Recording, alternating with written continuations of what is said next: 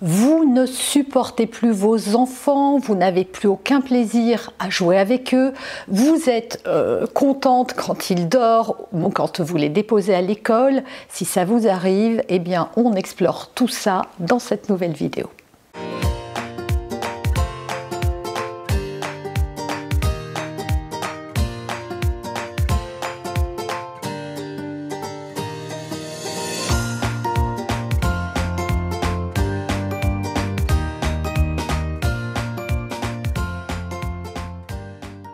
Bonjour, je suis Noémie de Saint-Cernin, votre coach en parentalité et en développement personnel.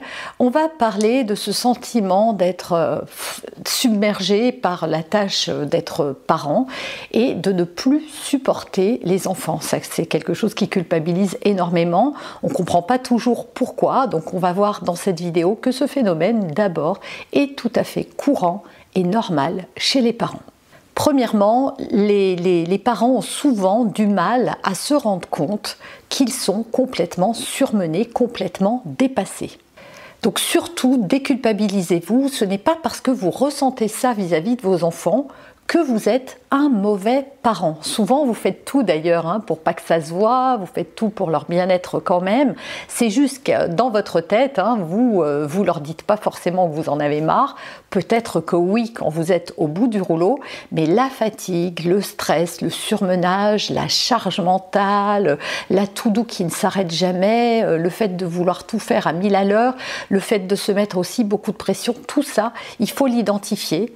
Peut-être que vous avez eu quelque chose professionnellement qui a été trop intense, peut-être que c'est juste trop en ce moment pour vous, que vous ne vous arrêtez pas sur votre propre vie pour identifier ce qui fait que aujourd'hui vous ressentez toutes ces émotions et donc vous le mettez sur le compte de je suis pas une assez bonne maman parce que je supporte pas mes enfants ou un assez bon papa, mais ce n'est pas vrai, c'est juste que vous êtes à bout et donc ça pourrait être aussi votre boulot, parfois on n'en peut plus de son partenaire, on n'en peut plus de son travail, c'est juste parce que derrière se cache quelque chose qui n'a rien à voir avec vos enfants, mais qui vient plutôt d'un sentiment intérieur, d'une accumulation, d'une charge trop lourde qui fait que vous associez la fatigue à vos enfants. Donc la chose à faire, c'est de trouver la cause de ce stress, de ce surmenage, de cette charge trop lourde, de vraiment l'identifier, de vraiment vous rendre compte que si vous avez ces sentiments-là, ce n'est pas par hasard, ce n'est pas pour rien et ce n'est pas parce que vous êtes mauvais. C'est juste qu'il y a quelque chose en ce moment dans votre vie où c'est trop. Et donc, bon, les enfants c'est trop, mais il y a forcément aussi plein de choses qui à côté font que c'est trop. Ça arrive par exemple aussi quand on a déjà 1 ou 2 enfants et qu'arrive le 3e, on se rend pas compte en fait, on a l'impression comme on en a déjà eu 2, qu'on a bien géré, que tout va bien. Déjà, on n'a pas le même âge au 3e qu'au 1er, ça compte. Évidemment, ça compte. Et également, il y a déjà toute la gestion qu'on avait avec les 2, et là vient se rajouter ce 3e bébé, et la grossesse peut avoir généré beaucoup plus de fatigue. Pourquoi ? Parce que vous aviez déjà les 2 autres. Donc être enceinte avec déjà 2 enfants qui parfois sont aussi en bas âge, en tout cas de jeunes enfants, plus ce 3e qu'il faut porter, peut-être que vous avez minimisé l'impact de la grossesse ou l'impact des conséquences postpartum. Souvent, quand on ressent des choses comme ça, on ne s'écoute pas. Et si vous êtes une femme, c'est encore plus vrai. On ne s'écoute pas. On sait qu'on est fatigué, mais on se dit qu'il faut le faire quand même. On se motive en fait. Ce qu'il y a, c'est qu'en faisant cela, on se pousse à bout en fait. On exige trop de soi-même. On est trop dur avec nous-mêmes. Une des causes encore, c'est de vouloir être parfait. Donc il faut vraiment cesser de croire que vous allez pouvoir régler toute votre to-do en une journée. Que les enfants mangeront ultra bio, des plats bien préparés, que vous allez passer un temps fou à leur repasser leurs vêtements, à les ranger, à ranger votre maison, à être la meilleure pro au bureau. Il va falloir lâcher sur la perfection. Vous n'êtes pas parfaite, Je ne suis pas parfaite. Personne n'est parfait autour de vous. Et même si c'est ce que vous voyez, surtout sur Instagram, dites-vous que ce soit des clichés qui sont pris à l'instant T et pas des caméras qui sont posées H24 dans le quotidien de ces personnes-là. Donc arrêtez de vous mettre la pression. Ce n'est pas grave si vous n'avez pas le temps de faire un repas. Une pizza surgelée fera plaisir à tout le monde. S'il y a un peu de poussière dans votre maison, ça ne va pas créer des troubles à vos enfants. Si vous n'avez pas le temps de faire les courses, eh bien ne les faites pas. Il y a forcément dans vos placards des tas de paquets de pâtes de riz ou de boîtes de conserve ou de produits surgelés qui feront très bien l'affaire. Vraiment, il faut lâcher sur le fait de tout faire parfaitement et de surtout se mettre la pression sur le fait que tout ce qu'on a décidé de faire dans la journée doit être absolument fait à la fin de la journée. Quatrième point, autorisez-vous à déléguer certaines choses, demandez de l'aide. Voilà, souvent on est submergé mais on n'ose pas le dire parce qu'on a honte. On se dit que les autres y arrivent mieux que nous, que les autres sont plus qualifiés, que ça va, si on demande de l'aide, ça va montrer qu'en fait on n'est pas capable de le faire. Et trop souvent on se plaint mais on ne demande pas d'aide. Pourquoi? Parce qu'on se dit ah bah oui mais si je demande à mon partenaire ça ne sera pas aussi bien fait. Oui mais ne vaut-il mieux pas fait que parfait? Pareil, comme je vous l'ai dit tout à l'heure, regardez dans cette to-do ce qui est vraiment important et ce qui ne l'est pas. Sachez identifier.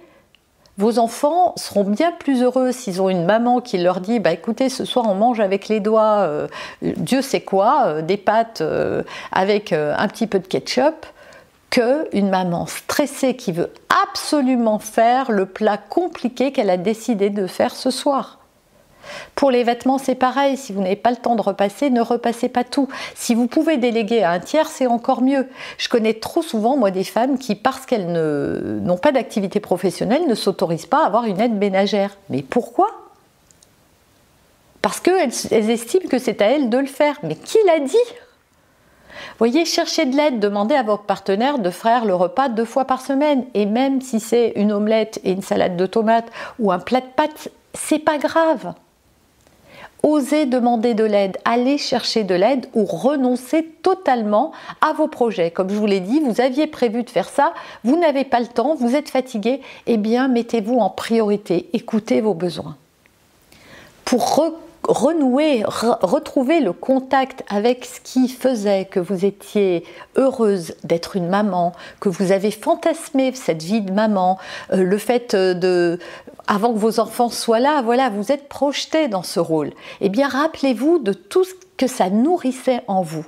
Qu'est-ce que ça vous fait de savoir que vous êtes une maman? Qu'est-ce que vous aimez dans ce rôle? Alors, je sais bien qu'à l'instant T, si vous ne les supportez plus, oui, vous pouvez les trouver ingrats parce que vous trouvez que vous faites tellement pour eux et qu'eux, ils ne vous le rendent pas bien. Mais ça, ce sont vos perceptions. Ce n'est pas la réalité. Vos enfants ne sont pas forcément ingrats, c'est juste des enfants. Mais vous, vous le voyez comme tel. Or, il suffit de se rappeler, voilà, qu'est-ce que vous aimez chez eux? Allez les regarder quand ils dorment. Rappelez-vous, imaginez-vous que dans votre vie, il n'y aurait plus du tout d'enfants. Parfois, on se dit, oui, ma vie, elle aurait été mieux si je ne les avais pas eus. Mais est-ce que c'est vrai? Est-ce que vous êtes vraiment sûr? Regardez autour de vous, il y a des tas de personnes qui n'arrivent pas à avoir d'enfants et qui sont tellement malheureuses et qui aimeraient tellement être à votre place. Donc reconnectez avec ce que vous aimez. Repassez de bons moments avec vos enfants. Parce que si eux aussi sont épouvantables, c'est parce qu'ils ressentent votre stress et l'énergie. Parce que même si vous leur dites pas que vous les supportez pas, vous savez bien qu'ils le sentent et qu'ils le ressentent.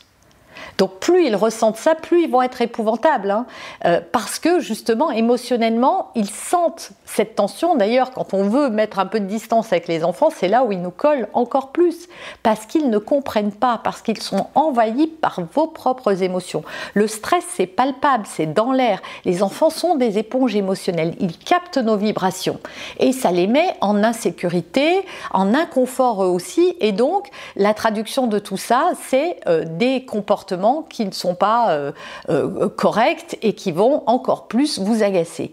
Donc pour cela, reconnecter avec un bon moment, avec un temps magique avec vos enfants, 10-15 minutes par jour, mais pas en étant sur votre téléphone ou en pensant à ce que vous allez faire après, en étant complètement dédié et concentré à ce que vous faites. Passez du bon temps individuellement avec chacun de vos enfants, 5 minutes. Il vaut mieux passer 5 minutes en cuisine pour décongeler une pizza que de passer 1h30 à faire un repas et de ne pas donner de temps à vos enfants. Ça, c'est vraiment fondamental. Et c'est ce qui va vous permettre de retrouver un peu le plaisir d'être avec eux. Et enfin, la dernière chose que je voudrais vous dire, c'est qu'il faut cesser de vous culpabiliser. La culpabilité, ça ne sert à rien. Vous vous faites encore plus de mal en vous culpabilisant. Quand on se culpabilise, c'est parce qu'on se juge durement et c'est parce qu'on se juge tout court. Or, vous n'avez pas à vous juger. C'est difficile d'être parent. Et même quand vous ne faites pas bien, vous faites déjà du mieux que vous pouvez au moment où vous le faites. Donc si vous êtes submergé, il faut savoir qu'aujourd'hui, élever des enfants, c'est compliqué. Pourquoi ? Parce qu'on est seul face à une tâche qui est d'une ampleur incroyable. On ne se rend pas compte à quel point ça demande de l'abnégation, de prendre sur soi, de la patience, du contrôle et plein d'autres choses. Donc c'est difficile, oui, c'est même très difficile. Et plus vous avez d'enfants et plus vous multipliez la difficulté, évidemment. Mais une fois qu'on a dit ça et qu'on a compris que c'était normal, alors on arrête de se déculpabiliser, on essaye au contraire de se responsabiliser, quelle est ma part de responsabilité dans ce que je ressens? Est-ce que c'est vraiment mes enfants qui sont insupportables ou est-ce que c'est moi qui ne prends pas assez de temps pour moi, pour m'écouter, pour écouter mes besoins? Est-ce que c'est pas moi qui me mets trop la pression dans ce rôle éducatif parce que j'ai une vision de comment je dois agir, comment je dois être une bonne maman, comment une maman doit faire, etc. Quel est votre schéma familial par rapport à ça? Avez-vous eu, vous aussi, une maman qui s'est sacrifiée pour ses enfants, qui leur a tout donné, qui était une espèce de mère courage? Si c'est oui, alors il faut casser ce schéma. Vous n'avez rien besoin de prouver. Vos enfants vous aiment pour ce que vous êtes et pas ce que vous faites. Alors ne soyez plus dans le faire, soyez dans l'être. Et j'espère que cette vidéo va vous aider à retrouver un peu de souffle et un peu de bonheur dans votre rôle de parent. En tout cas, si vous avez aimé cette vidéo, eh bien, likez-la, partagez-la si vous pensez qu'elle peut faire du bien à quelqu'un, téléchargez votre coffret et votre fiche récap si vous en avez envie, abonnez-vous, cliquez la cloche si vous le voulez et on se retrouve très vite dans une prochaine vidéo.